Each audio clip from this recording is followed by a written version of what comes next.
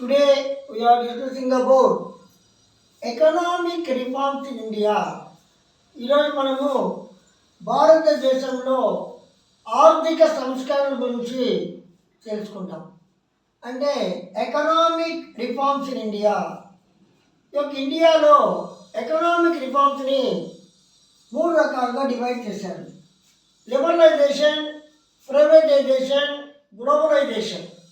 ఈ యొక్క ఎల్పిజి అంటారు. Liberalization, privatization, globalization. అంటే సరళీకరణ, ప్రైవేటీకరణ, ప్రపంచీకరణ అని మనము దీని తెలుగులో చెప్తాం అన్నమాట. ఇక్కడ ఈ లిబరలైజేషన్, ప్రైవేటైజేషన్, గ్లోబలైజేషన్ అనేవి నీకు ఈ లిబరలైజేషన్, ప్రైవేటైజేషన్, గ్లోబలైజేషన్ అనేవి నీకు వచ్చేసి 1991 ఇండస్ట్రియల్ పాలసీ రెజల్యూషన్ నుంచి ఇంప్లిమెంట్ వచ్చింది. 1991 ముందు చెప్పాను మీకు. 1991 ఇండస్ట్రియల్ పాలసీ రెజల్యూషన్ గురించి ఇంతకుముందు వీడియోలో చెప్పున్నాను. అది చాలా మోస్ట్ ఇంపార్టెంట్ టాపిక్. దాంట్లోనే లిబరలైజేషన్, ప్రైవేటైజేషన్, గ్లోబలైజేషన్ అనేది మనకు కనపడుతుంది. అంటే 1991కి ముందు మనం ఎక్కువగా ఇండస్ట్రీకి సంబంధించి 1948 industrial policy resolution, 1956 industrial policy resolution, 1991 1977 industrial policy resolution అవన్నీ కూడా మనం చూసాం. ఈ యొక్క ఇండిపెండెన్స్ వచ్చిన తర్వాత ఎక్కువగా మనం పబ్లిక్ సెక్టార్కి ఎక్కువగా ఇంపార్టెన్స్ ఇచ్చాం. ఈ పబ్లిక్ సెక్టార్ ఇండస్ట్రీస్లో గవర్నమెంట్కి ఎక్కువ షేర్ ఉంటుంది, ప్రైవేట్ తక్కువ ఉంటుంది. ఎందుకంటే బ్రిటిష్ వాళ్ళు మనల్ని ఎక్కువ మన యొక్క డబ్బులంతా కూడా బ్రిటన్కి వాళ్ళు తీసుకొని పోయారు కాబట్టి ఎక్కువ దోచుకున్నారు, లూటీ చేశారు. అందుకని ప్రైవేట్ వాళ్ళకి ఇవ్వకూడదు, ఆస్తులంతా కూడా గవర్నమెంట్ చేతిలో ఉండాలని చెప్పి 1948 ఇండస్ట్రియల్ పాలసీ రెజల్యూషన్లో కానీ, 1956 ఇండస్ట్రియల్ పాలసీ రెజల్యూషన్లో కానీ, 1977 ఇండస్ట్రియల్ పాలసీ రెజల్యూషన్ ఇంపార్టెన్స్ ఇచ్చారు. కానీ ఈ పబ్లిక్ సెక్టర్కి ఎక్కువగా ఇంపార్టెన్స్ ఇచ్చిన దానివల్ల అక్కడ మీకు ఆ యొక్క ఉద్యోగస్తులు వచ్చి ఇర్రెస్పాన్సిబుల్గా డ్యూటీ చేసిన దానివల్ల, లాభాల గురించి పట్టించుకోని దానివల్ల, జీతాలు ఉంటే చాలే మనకి, ఎందుకు మనం ఎక్కువ లాభాలను పట్టించుకోవాలి అని దానివల్ల నీకు ఎక్కువగా పబ్లిక్ సెక్టర్ ఇండస్ట్రీస్ అంత లాసుల్లోకి వెళ్ళిపోయినాయి.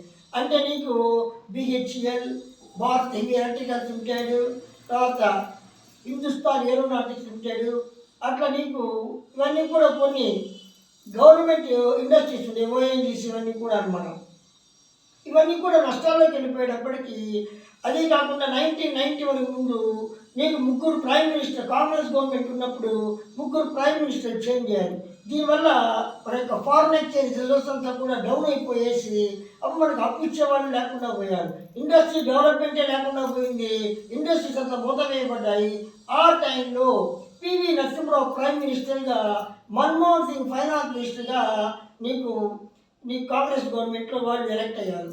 ఈ యొక్క పివి నరసింహరావు ప్రైమ్ మినిస్టర్గా ఉండి ఆయన ఫైనాన్స్ మినిస్టర్గా మన్మోహన్ సింగ్ని అపాయింట్ చేశారు. అప్పుడు బిజినెస్ డెవలప్ కావాలంటే ఎల్పిజికి ఇంపార్టెన్స్ ఇవ్వాలి, లిబరలైజేషన్, ప్రైవేటైజేషన్, గ్లోబలైజేషన్కి ఇంపార్టెన్స్ ఇవ్వాలని చెప్పి అప్పటి నుంచి వీటికి ఇంపార్టెన్స్ ఇచ్చిన దానివల్ల ఈనాడు వరల్డ్లో మన ఇండియన్ ఎకానమీ టాప్ 5 ఎకానమీస్లో నీకు ఉంది ఇప్పుడు. అంటే మనము అమెరికాని, రష్యాని, చైనాని కూడా బీట్ చేసే పరిస్థితికి వచ్చాము. ఓ టైంలో ఏదో ఊరికి అగ్రికల్చర్ చేసుకుంటారు, ఏదో ఫుడ్ తింటారు, వాళ్ళు చాలా పాతకాలం వాళ్ళు, డెవలప్మెంట్ లేదు, టెక్నాలజీ లేదని కిండల్ చేసిన వాళ్ళు, నీకు ఆశ్చర్యంగా చూసిన వాళ్ళు ఈనాడు మనం ఒక లెవెల్లో హయ్యెస్ట్ లెవెల్లోకి వచ్చామంటే దానికి పునాది వేసిన వాళ్ళు, ఎకనామిక్ రిఫార్మ్స్కి ఫౌండేషన్ వేసిన వాళ్ళు పివి నరసింహరావు, మన్మోహన్ సింగ్గా చెప్పచ్చు. ఆనాటి నుంచి ఈనాటి వరకు మన యొక్క 1940 నుంచి మన యొక్క ఎకానమీ ఇంకా బాగా డెవలప్ అయింది. మన నరేంద్ర మోడీ యొక్క నేతృత్వంలో ఇంకా కూడా బాగా డెవలప్ అయ్యి ఈనాడు వరల్డ్తో పోటీ పడే స్టేజ్ మనం చేరుకున్నాం. కాబట్టి ఇంత గ్రోత్కు కారణమైన లిబరలైజేషన్, ప్రైవేటైజేషన్, గ్లోబలైజేషన్ మనం తెలుసుకుంటాం. The Congress government under the Prime Minister P.V. Narasimha Rao and the Finance Minister Dr. Manmohan Singh announced the new economic reform and new industrial policy as its part on 24th of 1991. All the reforms can be under the following. కాబట్టి ఈ PV Narasimharao prime మినిస్టర్గా, Manmohan Singh finance మినిస్టర్గా ఉన్నప్పుడు ఈ యొక్క నీకు liberalisation గురించి important ఇచ్చారు. అంటే సరళీకరణ గురించి వీళ్ళు చెప్పారు. ఫస్ట్ లిబరలైజేషన్ అంటే ఏంటి, ప్రైవేటైజేషన్ ఏంటి, గ్లోబలైజేషన్ అంటే ఏంటి. ఇక్కడ టాపిక్లో మనము లిబరలైజేషన్ తెలుసుకుంటాం. లిబరలైజేషన్ సరళీకరణ అంటారు. Economic liberalization is the licensing of government regulation in an economy for greater participation by private industry. It encourages economic development. It means government has removed tariffs, subsidies and other restrictions on the flow of goods and services among the countries. Liberalisation అంటే అర్థం ఏంటంటే government యొక్క regulations వచ్చి ఎకానమీలో తక్కువగా ఉండాలి. అంటే private వ్యక్తులు ఇండస్ట్రీ స్టార్ట్ చేస్తుంటారు.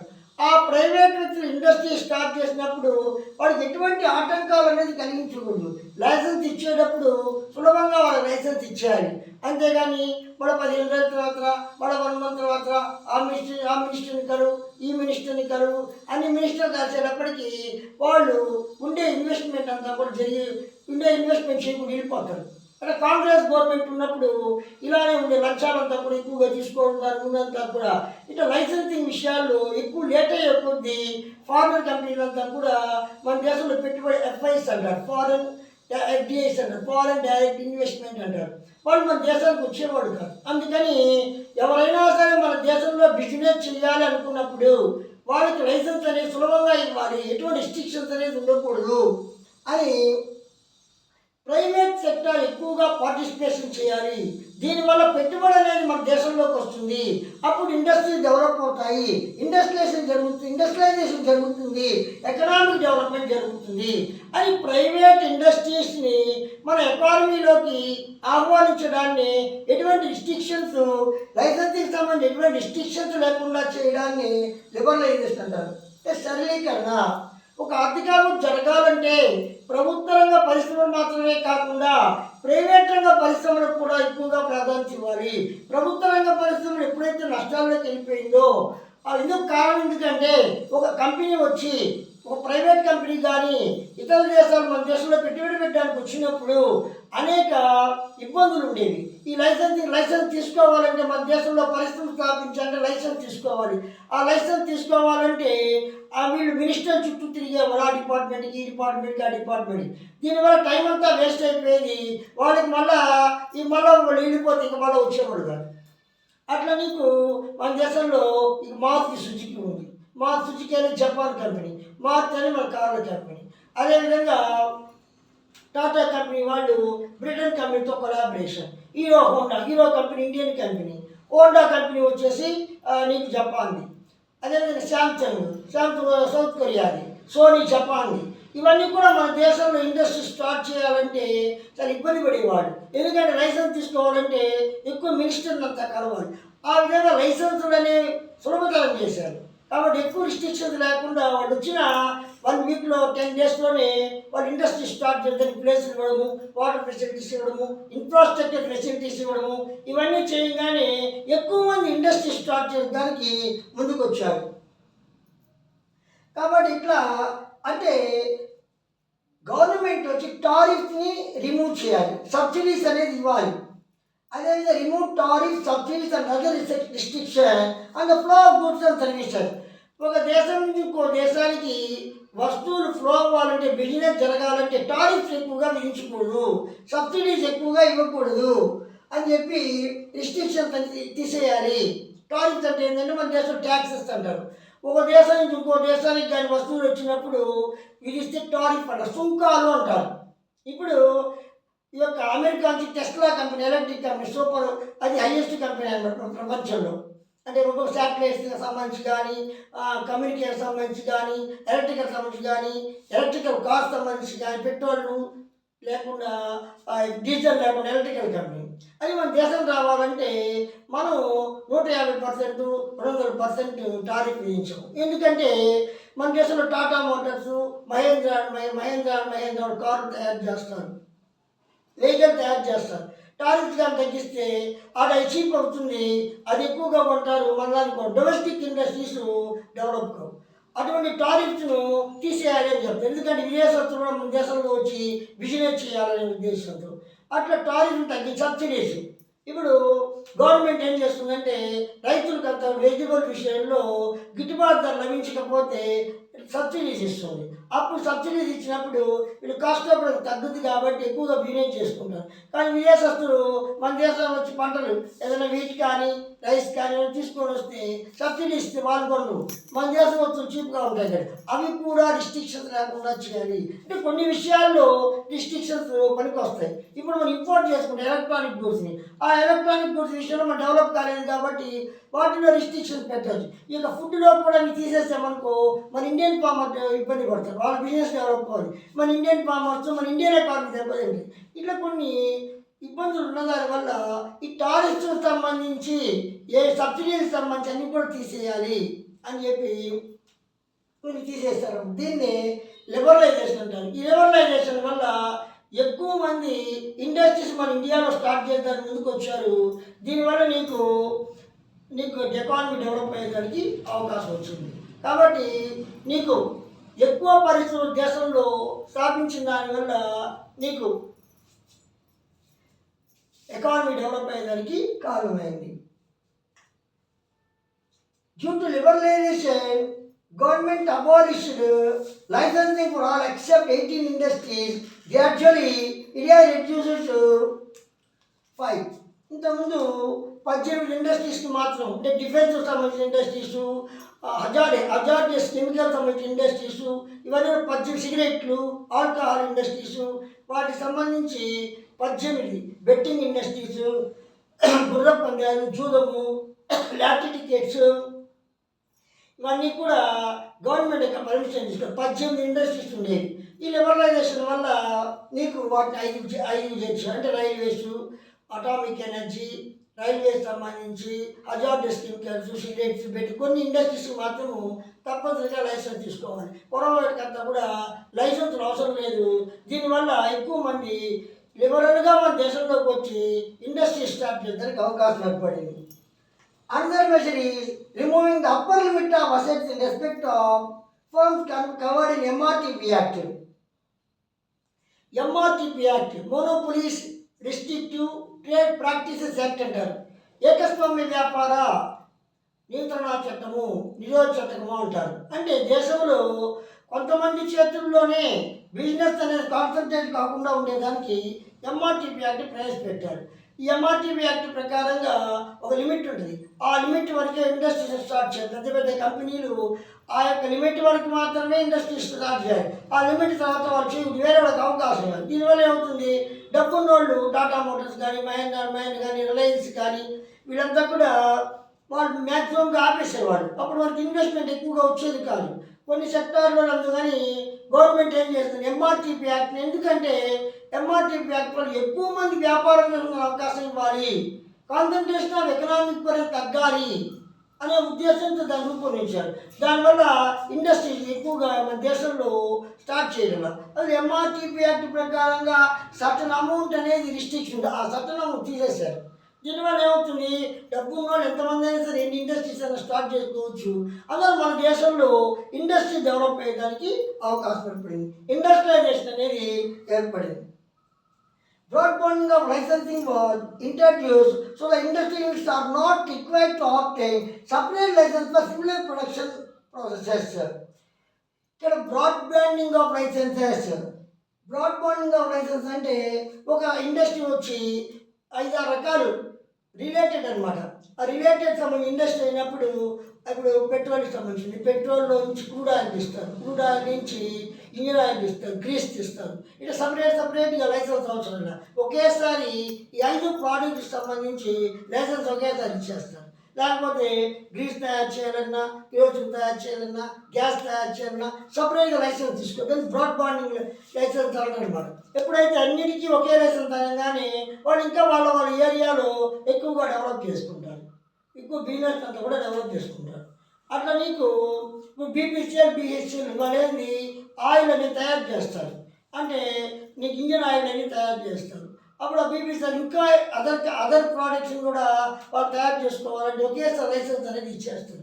ఒక్కో దానికి ఒక్కో రైస్. దీనివల్ల వాళ్ళ ఇండస్ట్రీ వాళ్ళ బిజినెస్ ఇంకా ఎక్కువగా డెవలప్ చేసుకునే దానికి అవకాశం ఏర్పడింది. ఇండస్ట్రీస్ అంతా కూడా దేశంలో డెవలప్ అయింది. FEMA, foreign exchange management act. It replaces the FERA, Foreign Exchange Regulation Act of 1973. It came into operation from June 1st, 2000. The FEMA, Foreign Exchange Management Act. FEMA అంటే Foreign Exchange Management Act అంటారు. అంటే విదేశీ market ద్రవ్యాన్ని ఏ విధంగా నిర్వహించాలి. ఇప్పుడు మనం విదేశాలతో వ్యాపారం చేయాలంటే తప్పనిసరిగా విదేశీ మార్కెట్ ద్రవ్యం ఉండాలి, ఫారిన్ ఎక్స్చేంజ్ అనేది ఉండాలి. ఇప్పుడు మనం అమెరికాలో బిజినెస్ చేయాలి, అమెరికా నుంచి వస్తువులు జర్మనీ నుంచి పార్ట్స్ తెచ్చుకోవాలి, చైనా నుంచి పార్ట్స్ తెచ్చుకోవాలి. వాళ్ళ డబ్బుల్లో వాళ్ళకి మన రూపాయి తీసుకోవాలి. దాన్ని ఫారిన్ ఎక్స్చేంజ్ అంటారు. ఆ ఫారిన్ ఎక్స్చేంజ్ డెఫిసిట్ లేకుండా ఈ ఫారిన్ ఎక్స్చేంజ్ మేనేజ్మెంట్ యాక్ట్ అనేది ఉంటుంది. దీనివల్ల ఒక ఎక్స్పోర్ట్ ఇండస్ట్రీస్ కానీ ఇంపోర్ట్ ఇండస్ట్రీస్ కానీ ఫారిన్ ఎక్స్చేంజ్ బిజినెస్ అనేది ఇబ్బంది లేకుండా జరిగేదానికి అవకాశం. కానీ 2001 జూన్ 1, 2000 నుంచి ఆపరేషన్కి వచ్చి ఇంతకుముందు దీన్ని ఫెరా అనేవాడు, ఫారిన్ ఎక్స్చేంజ్ రెగ్యులేషన్ యాక్ట్ అని. ఈ ఫారిన్ ఎక్స్చేంజ్ రెగ్యులేషన్ యాక్ట్ 1973లో రూపొందించారు. అంటే ఎంఆర్టీ యాక్ట్ 1970, 1969 అప్పుడే ఫారిన్ ఎక్స్చేంజ్ రెగ్యులేషన్ యాక్ట్ని రూపొందించారు. ఆ ఫారిన్ ఎక్స్చేంజ్ రెగ్యులేషన్ యాక్ట్ని మార్చి ఫెమా, ఫారిన్ ఎక్స్చేంజ్ మేనేజ్మెంట్ యాక్ట్ని రూపొందించారు. ఇది June 1, 2000 నుంచి ఇంప్లిమెంట్లోకి వచ్చింది. వీళ్ళకి ఆబ్జెక్టివ్స్, ఫెమా యొక్క ఆబ్జెక్టివ్స్ ఏంటి? It aims to consolidate and amend the law relating to foreign exchange with the objective of facilitating external trade and payments of promoting development maintenance of foreign exchange. కాబట్టి foreign కంట్రీస్ని మనం import చేసుకోవాలన్నా వాళ్ళకి foreign exchange ఇవ్వాలి. ఇప్పుడు అమెరికాకి మనం import చేసుకోవాలి, dollar ఇవ్వాలి, చైనాకి అన్ని, జపాన్కి అన్ని ఇవ్వాలి. అట్లా నీకు యూరోప్ కంట్రీస్ అయితే యూరో ఇవ్వాలి. అవన్నీ కూడా కంట్రోల్ చేస్తుంది గవర్నమెంట్. అప్పుడేం చేస్తుంది, ఫెమా చేస్తున్నారు. అప్పుడు వాళ్ళకి కావాల్సిన ఫారిన్ ఎక్స్చేంజ్ ఇమీడియట్గా అందిస్తుంది.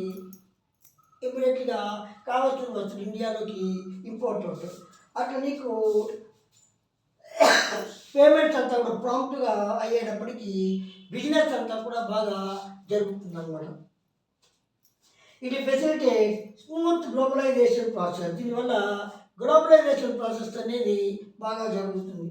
It is associate with the classical liberalisation. దీన్ని క్లాసికల్ లిబరలైజేషన్ అని చెప్పి అంటారు అన్నమాట. అట్లా నీకు ఏదైనా మనం మలేషియా నుంచి పామ్ ఆయిల్ని మనం ఇంపోర్ట్ చేసుకున్నాం, వాళ్ళకి మలేషియన్ కరెన్సీలు ఇవ్వాలి. ఆ పామ్ ఆయిల్కి సంబంధించి నీకు డబ్బులు కావాల్సినప్పుడు ఈ యొక్క ఫారిన్ ఎక్స్చేంజ్ అంతా కూడా ఇస్తున్నాం. ఈ స్టూడెంట్స్, మీకు నేను చెప్పిన కంటెంట్ నచ్చితే మీరు తప్పకుండా లైక్ చేయండి, షేర్ చేయండి. మీరు బెల్ ఐకాన్ ద్వారా నా ఛానల్ సబ్స్క్రైబ్ చేసుకుంటే నా వీడియోలన్నీ కూడా మీకు అందుతాయి. నా ఛానల్ డెవలప్మెంట్లో మీరు పార్ట్గా ఉంటారు.